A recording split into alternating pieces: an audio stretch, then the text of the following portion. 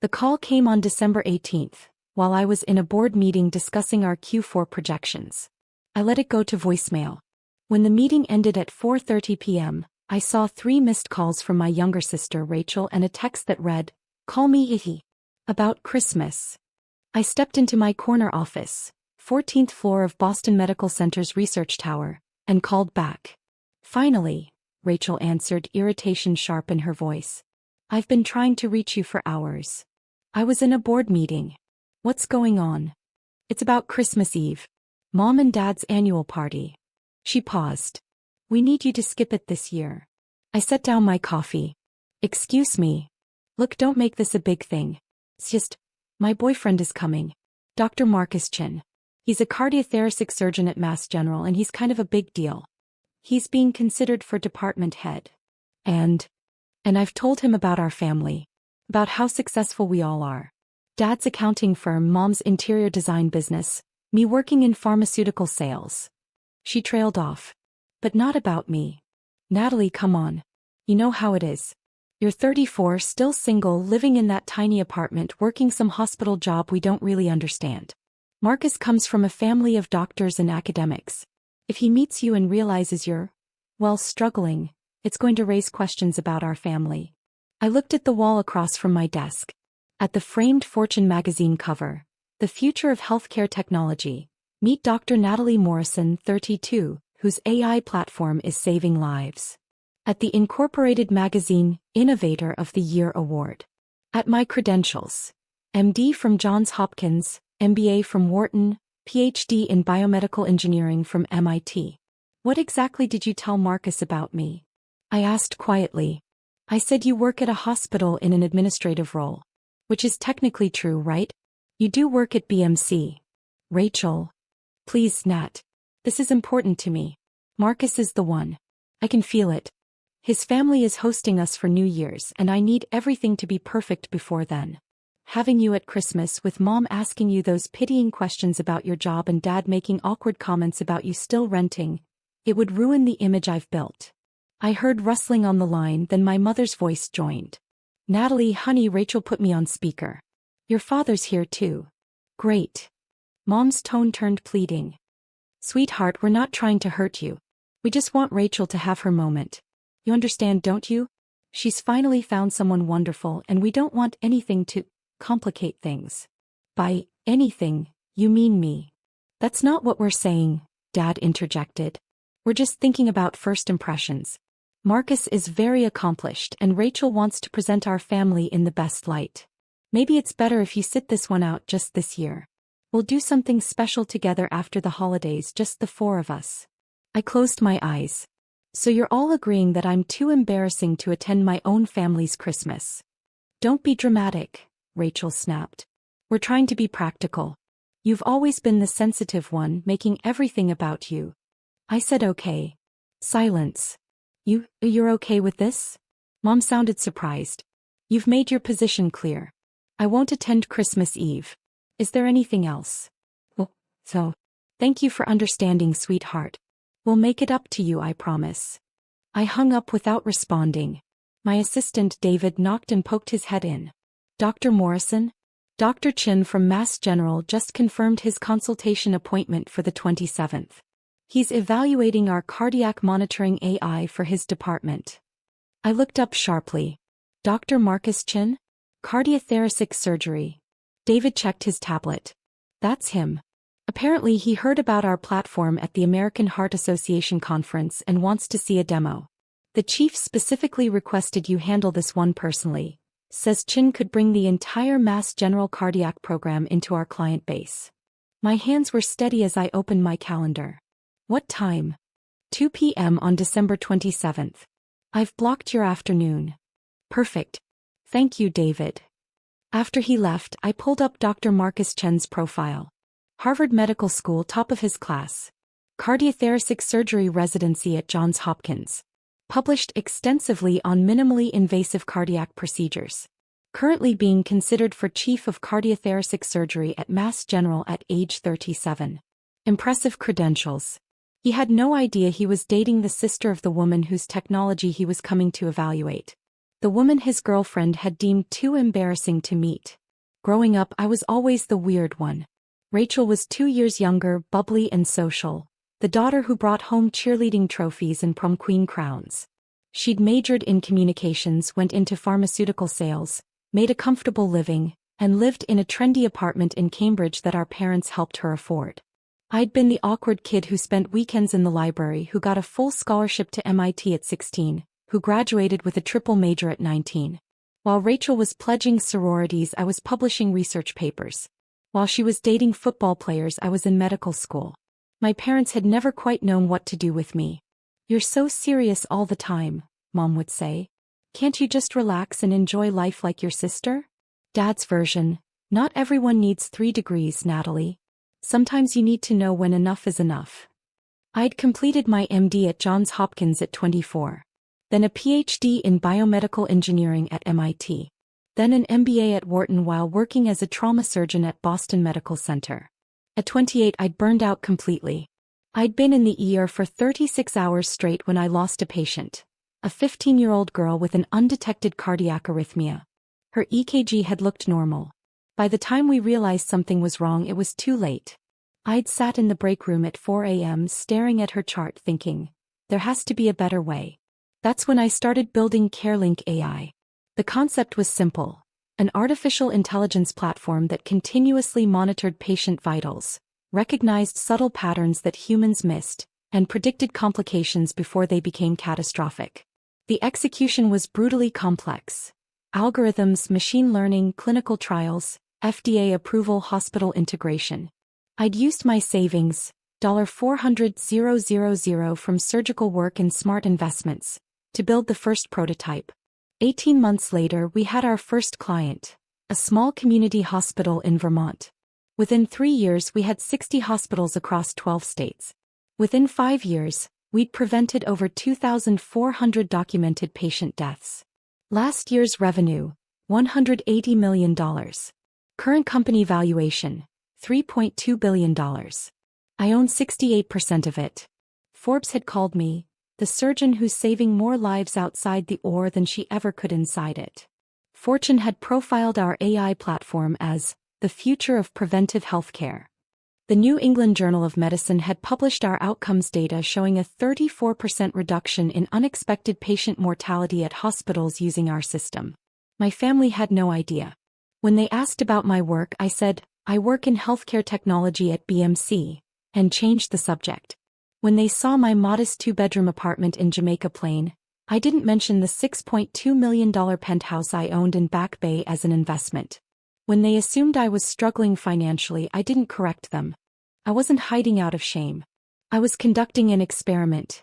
Would they value me without the validation of success? Would they treat me with respect when they thought I was ordinary? The answer apparently was no. The week after Rachel's call, I threw myself into preparing for the Marcus Chen consultation. He's bringing his department head and 2 attending physicians, David informed me during our prep meeting. They want to see live demos, case studies, and integration timelines. Mass General would be our biggest client to date. 43 surgeons, 200 residents, nearly 1,000 beds. What's Chen's specific interest? Cardiac monitoring for postoperative patients. He's concerned about sudden complications in the first 72 hours after surgery. Wants to know if our AI can predict events like tamponade, arrhythmia, or pulmonary embolism before they become critical. I smiled. We have documented cases from Stanford and Mayo Clinic. Pull those files. The irony wasn't lost on me. Marcus Chen wanted technology to save his patients' lives. My technology, built by the woman his girlfriend considered too unsuccessful to meet. On December 23, Rachel posted photos from her Christmas shopping trip on Instagram. Designer bags, expensive restaurants, captions about treating myself before the big family celebration. On December 24, Christmas Eve, she posted photos from my parents' party. Rachel in a red cocktail dress next to a handsome Asian man in a tailored suit. Caption: introducing my brilliant surgeon to the family. Best Christmas ever. Christmas tree red heart. The comments poured in. Aunts and cousins gushing about what a perfect couple they made.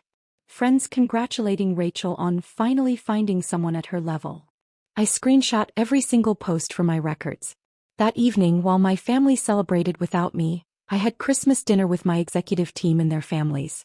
My CTO, Dr. James Rodriguez, had invited me to his home in Brookline. His wife made arroz con pollo. His 3 kids showed me their science fair projects. We talked about the future of predictive medicine, about dreams of preventing death before it happened, about building something that mattered. It was the best Christmas I'd had in years. December 27th arrived cold and bright. I got to my office at 6 a.m., reviewing every detail of the presentation. Our conference room on the 14th floor had a view of the Boston skyline. I'd arranged for our head of clinical integration to present case studies, our chief medical officer to discuss outcomes data, and our chief technology officer to demonstrate the AI platform live. But I'd insisted on doing the introduction personally. At 1:45 p.m. David knocked. Dr. Morrison, the Mass General team is here. Dr. Chen, Dr. Patricia Williams, she's the chief of surgery, and 2 attending physicians. Send them to conference room A. I'll meet them there in 5 minutes. I straightened my white coat, checked that my credentials were visible on the wall, MD, PhD, MBA, and walked to the conference room. Through the glass wall I could see them. Dr. Williams, a distinguished woman in her 60s. 2 younger attendings both taking notes.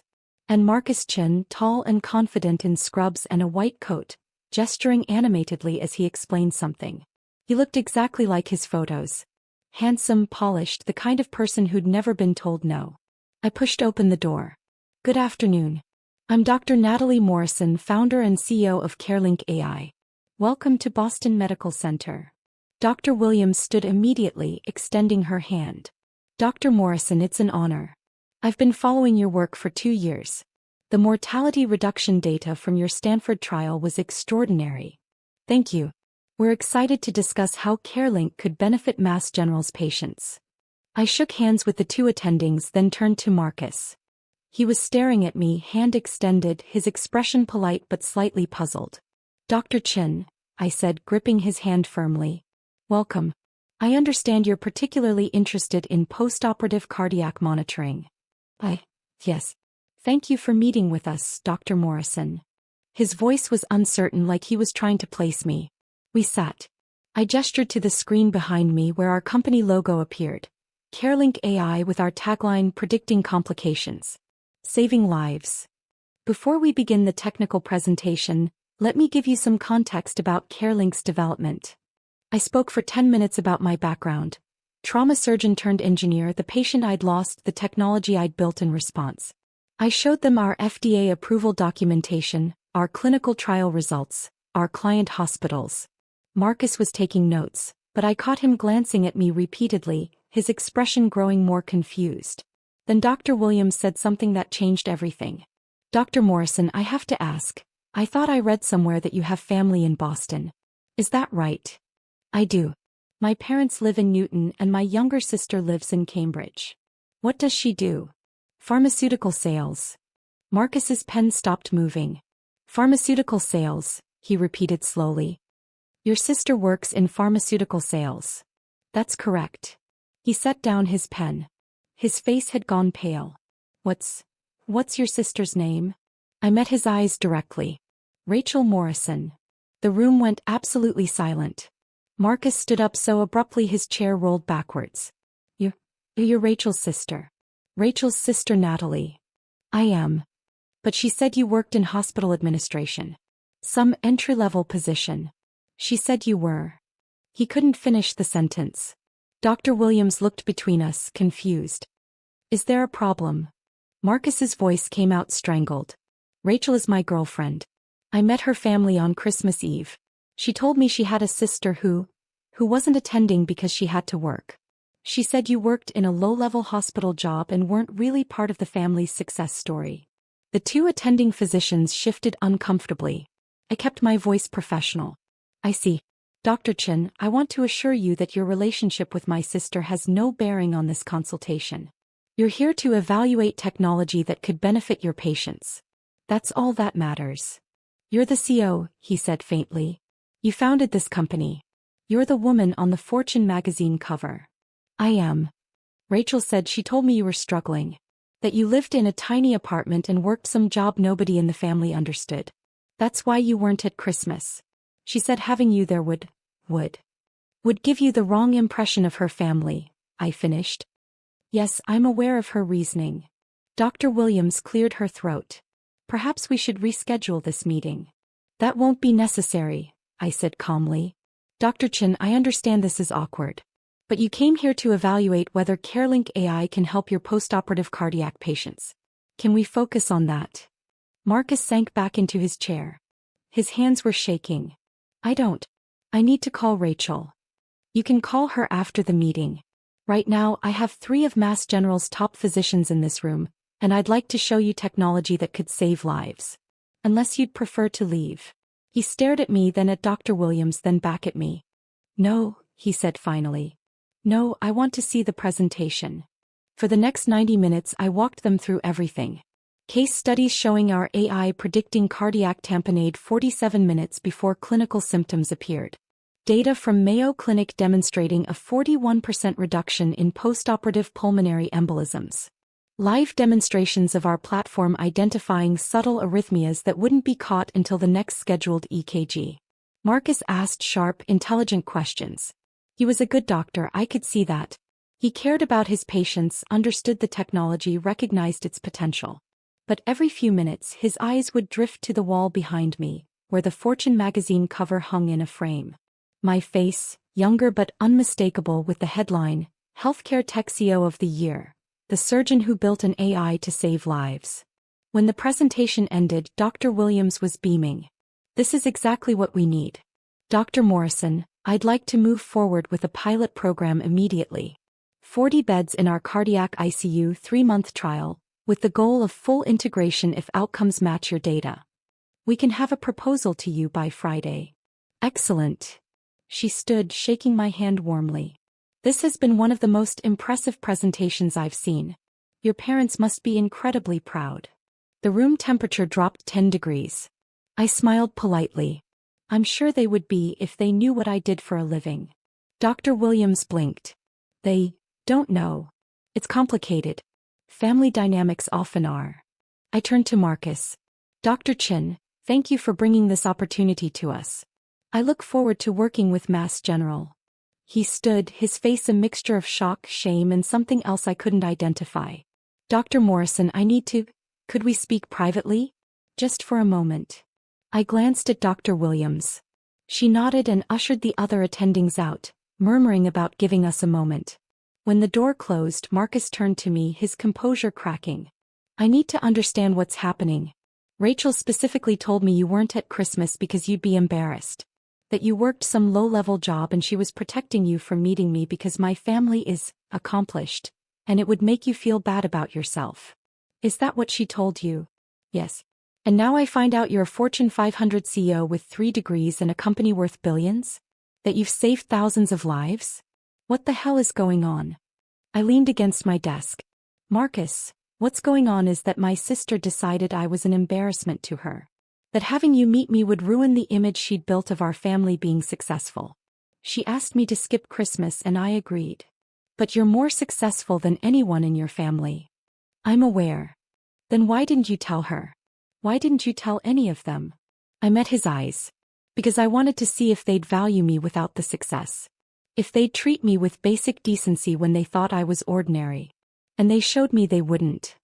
Marcus sank into a chair. Oh my God. For the record, Marcus, I don't hold this against you. You trusted your girlfriend's description of her family. That's reasonable. But you should probably ask yourself why she felt the need to lie about her own sister. His phone started buzzing. He pulled it out. It's Rachel. She's calling over and over. You should answer. I'm sure she's seen the Mass General calendar and realized where you are right now. He stared at his phone, then at me. What should I tell her? The truth. That you met her sister. That her sister is not what she described. And that you have some serious questions about why she lied to you. She's going to lose her mind. Probably. He stood, running his hands through his hair.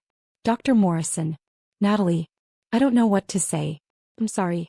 I should have questioned why you weren't at Christmas. I should have insisted on meeting you. I let Rachel control the narrative and that was wrong. Marcus, you seem like a good man and a good doctor.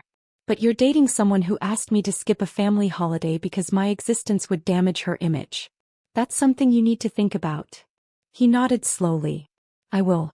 And regardless of what happens with Rachel, I meant what I said in there. Your technology is incredible. Mass General needs this. Then we'll work together professionally. What happens with my family is irrelevant. He left, phone still buzzing in his hand. I made it exactly 40 minutes before my own phone exploded. Rachel's name flashed across the screen. I let it ring through to voicemail. She called again immediately. Then again. On the fourth call I answered. What did you do? Her scream was so loud I had to pull the phone away from my ear. Hello, Rachel. Don't hello, Rachel, to me. Marcus just left your office completely freaked out. He's saying you're some CEO? That you founded a company? That you're on magazine covers? What the hell is happening? Marcus came to evaluate my company's AI platform for Mass General. It was a productive meeting. Your company? Natalie, stop playing games. You work in hospital administration. No, Rachel. I founded and run a healthcare technology company. We provide AI-powered patient monitoring to hospitals. Current annual revenue is $180 million. We employ 312 people. Last month, Goldman Sachs valued us at $3.2 billion. Silence. Then, that's not possible. You live in a crappy apartment. You never have money. You work some boring hospital job. I live in a 2-bedroom apartment in Jamaica Plain because I like the neighborhood. I also own a penthouse in Back Bay worth $6.2 million. I never have money around you because I've watched you borrow from mom and dad for years and never pay it back. And I do work at a hospital, Boston Medical Center, where my company is headquartered. You're lying. I'm not. Google Natalie Morrison CareLink AI and see for yourself. I heard typing, then a sharp intake of breath. Oh my God.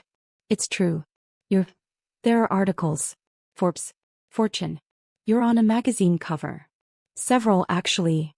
Why didn't you tell us? Her voice had shifted from anger to something closer to panic. You never asked, Rachel. You decided I was a failure and treated me accordingly. I let you because I wanted to see how you'd treat me when you thought I wasn't successful. That's insane. That's manipulative. Is it? Tell me, Rachel, if you'd known I ran a multi-billion-dollar company, would you have uninvited me from Christmas? Silence. That's what I thought. You sabotaged my relationship. You deliberately met with Marcus to humiliate me. Marcus requested a consultation 6 weeks ago, long before I knew he was your boyfriend. I had no idea who he was until his name appeared on my calendar. Unlike you, I don't structure my professional life around family drama.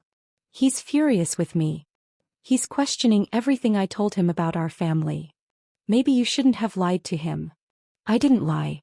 I presented things in a certain way. You do work at a hospital. You do live in a modest apartment. Those aren't lies.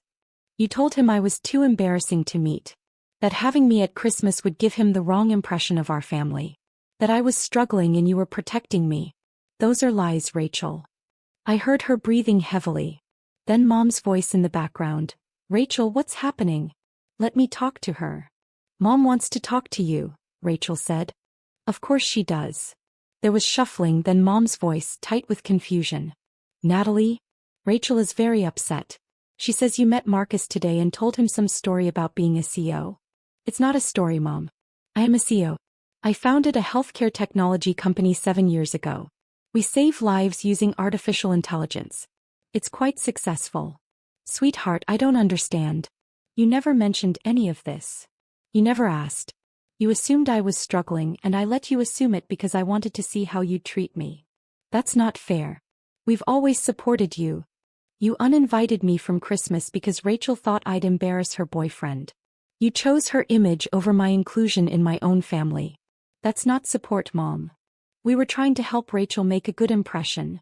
By hiding me. By presenting your family as successful while excluding the daughter who actually built something. How exactly is that helping anyone? Dad's voice joined in. Natalie, your mother and I are very confused. Rachel showed us these articles about you. They say you're worth billions. Is that true? My company is valued at $3.2 billion. I own 68% of it. So yes, my stake is worth approximately $2.17 billion on paper. Complete silence. Then Dad, $2 billion. Approximately. And you never thought to mention this to your family?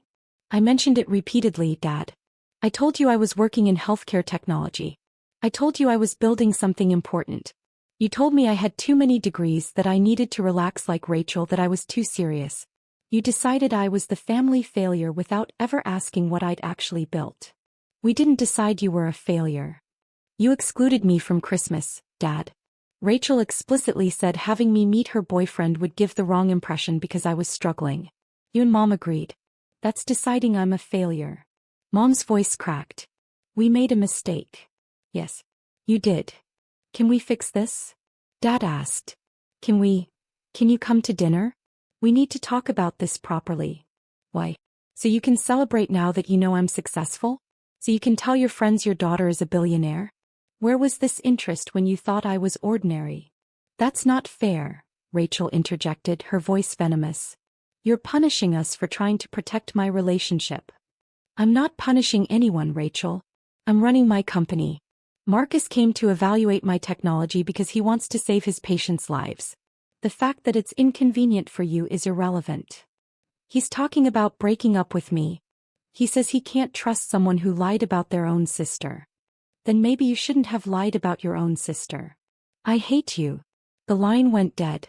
2 minutes later, my phone buzzed with a text from Marcus. I'm sorry about Rachel. For what it's worth, I told her we're done. I can't be with someone who treats family that way. Thank you for your honesty. Looking forward to working together professionally. I replied, I'm sorry it ended that way. You deserve someone who values integrity. I'll have the Mass General proposal ready by Friday. The next morning, my parents appeared at my office. David buzzed me. Dr. Morrison, there's a Mr. and Mrs. Morrison here to see you. They don't have an appointment, but they're insisting it's urgent. Send them in. My parents walked into my office looking smaller than I remembered. Older. Mom's eyes were red from crying. Dad's face was gray with stress. They both stopped when they saw the space. The harbor view. The awards on the wall. The Fortune cover. The credentials. Natalie, Mom whispered. This is really your office? It is. Dad walked to the wall reading my degrees out loud. Doctor of Medicine, Johns Hopkins. PhD in Biomedical Engineering, MIT. MBA, Wharton. He turned to me. When did you do all this? Over the last 15 years. While you were asking when I'd settle down and be normal like Rachel. He flinched. Mom sat down uninvited. Marcus broke up with Rachel last night. She's devastated. I'm sorry to hear that. Are you? Mom's voice turned sharp. You don't sound sorry. You sound satisfied. I'm sorry Rachel is hurt. I'm not sorry that Marcus realized she lied to him. Those are two different things. She didn't lie. Dad protested. She just didn't have all the information. She had 12 years to ask for information. He chose not to. She chose to assume I was struggling and to treat me accordingly. I leaned back in my chair. Did you come here for a reason?